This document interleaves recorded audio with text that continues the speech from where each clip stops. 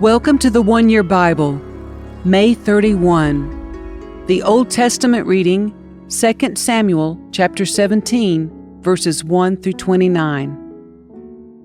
Now Ahithophel urged Absalom, "Let me choose 12,000 men to start out after David tonight. I will catch up with him while he is weary and discouraged. He and his troops will panic, and everyone will run away. Then I will kill only the king, and I will bring all the people back to you, as a bride returns to her husband. After all, it is only one man's life that you seek.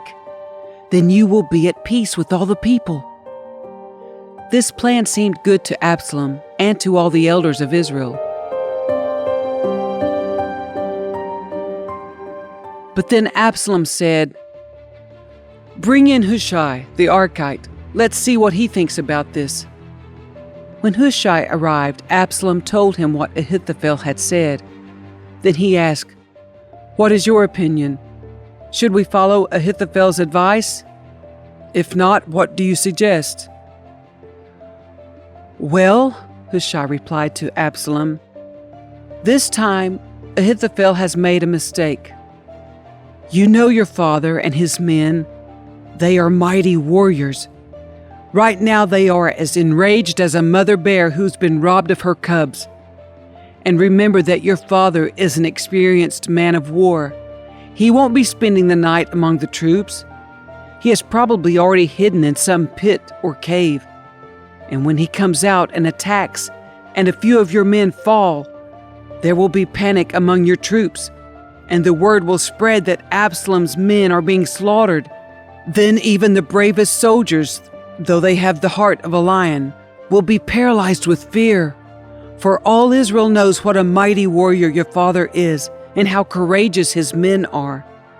I recommend that you mobilize the entire army of Israel, bringing them from as far away as Dan in the north and Beersheba in the south. That way you will have an army as numerous as the sand on the seashore. And I advise that you personally lead the troops. When we find David, we'll fall on him like dew that falls on the ground. Then neither he nor any of his men will be left alive. And if David were to escape into some town, you will have all Israel there at your command. Then we can take ropes and drag the walls of the town into the nearest valley until every stone is torn down." Then Absalom and all the men of Israel said, "Hushai's advice is better than Ahithophel's." For the Lord had determined to defeat the counsel of Ahithophel, which really was the better plan, so that he could bring disaster on Absalom. Hushai told Zadok and Abiathar the priests what Ahithophel had said to Absalom and the elders of Israel, and what he himself had advised instead. "Quick," he told them, "find David and urge him not to stay at the shallows of the Jordan River tonight. He must go across at once into the wilderness beyond. Otherwise he will die and his entire army with him." Jonathan and Ahimaaz had been staying at Enrogel so as not to be seen entering and leaving the city. Arrangements had been made for a servant girl to bring them the message they were to take to King David. But a boy spotted them at Enrogel, and he told Absalom about it. So they quickly escaped to Bahurim, where a man hid them down inside a well in his courtyard. The man's wife put a cloth over the top of the well and scattered grain on it to dry in the sun, so no one suspected they were there. When Absalom's men arrived, they asked her, "Have you seen Ahimaaz and Jonathan?" The woman replied, "They were here, but they crossed over the brook." Absalom's men looked for them without success and returned to Jerusalem. Then the two men crawled out of the well and hurried on to King David. "Quick," they told him, "cross the Jordan tonight." And they told him how Ahithophel had advised that he be captured and killed. So David and all the people with him went across the Jordan River during the night, and they were all on the other bank before dawn. When Ahithophel realized that his advice had not been followed, he saddled his donkey, went to his hometown, set his affairs in order, and hanged himself. He died there and was buried in the family tomb. David soon arrived at Mahanaim. By now, Absalom had mobilized the entire army of Israel and was leading his troops across the Jordan River. Absalom had appointed Amasa as commander of his army, replacing Joab, who had been commander under David. Amasa was Joab's cousin. His father was Jether, an Ishmaelite. His mother, Abigail, daughter of Nahash, was the sister of Joab's mother, Zeruiah. Absalom and the Israelite army set up camp in the land of Gilead. When David arrived at Mahanaim, he was warmly greeted by Shobi, son of Nahash, who came from Rabbah of the Ammonites, and by Machir, son of Amiel from Lodebar, and by Barzillai of Gilead from Rogelim. They brought sleeping mats, cooking pots, serving bowls, wheat and barley, flour and roasted grain, beans, lentils, honey, butter, sheep, goats, and cheese for David and those who were with him, for they said, "You must all be very hungry and tired and thirsty after your long march through the wilderness."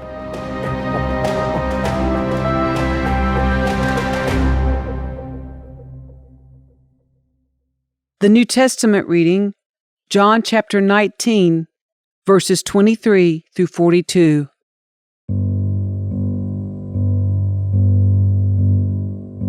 When the soldiers had crucified Jesus, they divided his clothes among the four of them.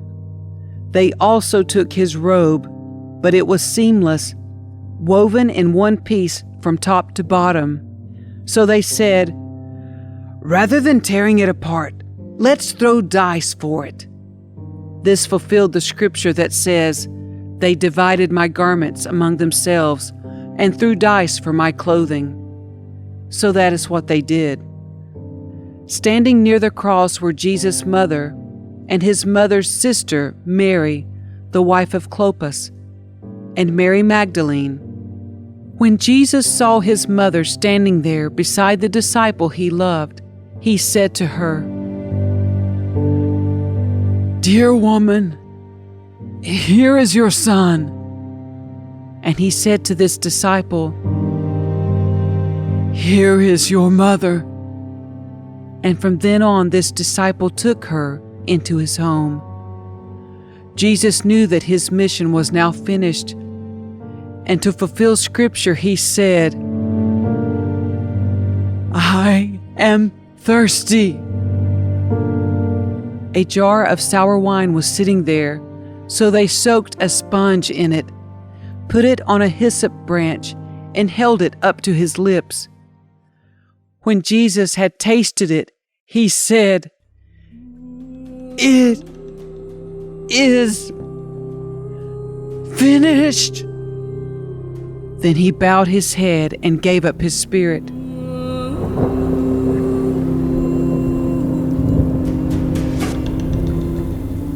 It was the day of preparation, and the Jewish leaders didn't want the body hanging there the next day, which was the Sabbath, and a very special Sabbath because it was Passover week.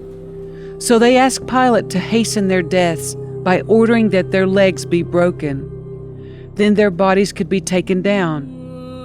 So the soldiers came and broke the legs of the two men crucified with Jesus. But when they came to Jesus, they saw that he was already dead, so they didn't break his legs. One of the soldiers, however, pierced his side with a spear, and immediately blood and water flowed out. This report is from an eyewitness giving an accurate account. He speaks the truth so that you also may continue to believe.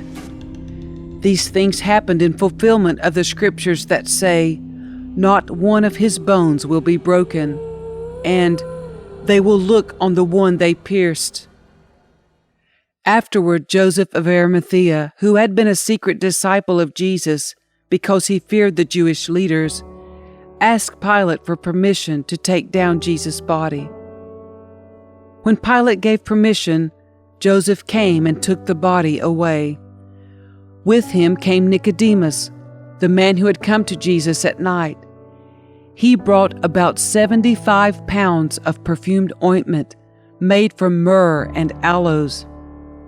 Following Jewish burial custom, they wrapped Jesus' body with the spices in long sheets of linen cloth. The place of crucifixion was near a garden where there was a new tomb never used before. And so, because it was the day of preparation for the Jewish Passover, and since the tomb was close at hand, they laid Jesus there.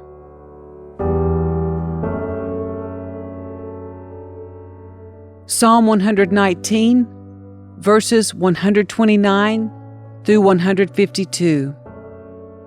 Your laws are wonderful. No wonder I obey them. The teaching of your word gives light, so even the simple can understand. I pant with expectation, longing for your commands. Come and show me your mercy, as you do for all who love your name. Guide my steps by your word, so I will not be overcome by evil. Ransom me from the oppression of evil people. Then I can obey your commandments. Look upon me with love. Teach me your decrees.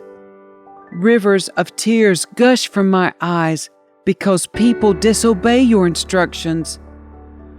O Lord, you are righteous, and your regulations are fair. Your laws are perfect and completely trustworthy. I am overwhelmed with indignation, for my enemies have disregarded your words. Your promises have been thoroughly tested. That is why I love them so much.